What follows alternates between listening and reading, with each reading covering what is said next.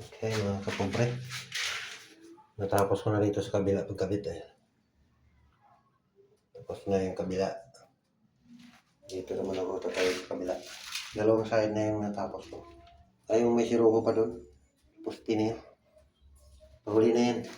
Dito muna ako nagkabit sa kabila. Umpisa naman. Unti-unti. Ako lang mag-isa nagtatrabaho. Yung iba napagod kahapon sa pagdimulis namin sa bahay ng kapatid ng asawa. Kapatid sa may-ari dito ng bahay. Yung kami kahapon dimulis. Puro pagod.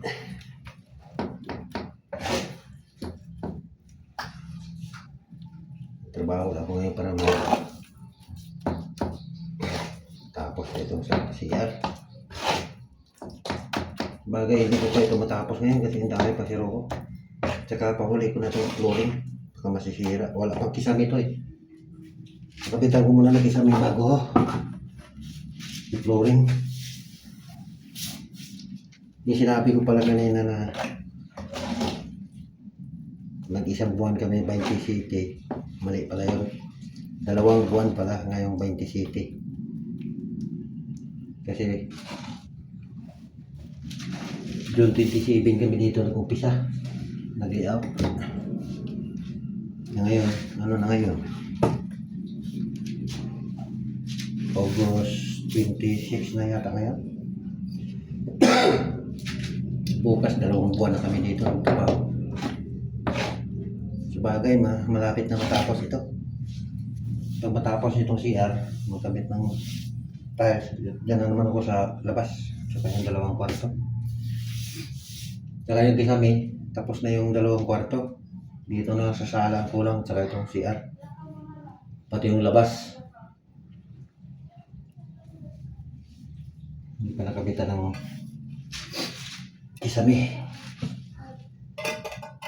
So, baka mga ilang araw na talaga ito. Matatapos na ito. Kaso lang wala yung mga kasama ko nga. Yung may dumating ngayon 2. Mamaya na siguro yun man. Ayun. Kasi tanghali na.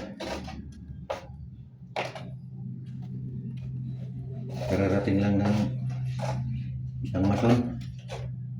Malayo kasi yung inuwi yan. Kaya pag-araw ng Lunes, kadalasan siya na late. Malayo yung lugar nila. Dito naman yung nag-stay.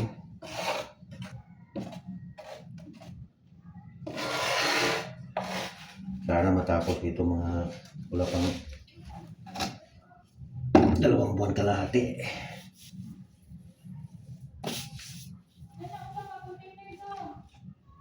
Kasi gusto ko nang umuwi. Masisira na yung bangka ko doon sa amin. Nakahangin lang yun doon. Tapos maulanan, mainitan. Nabulok yung ano doon.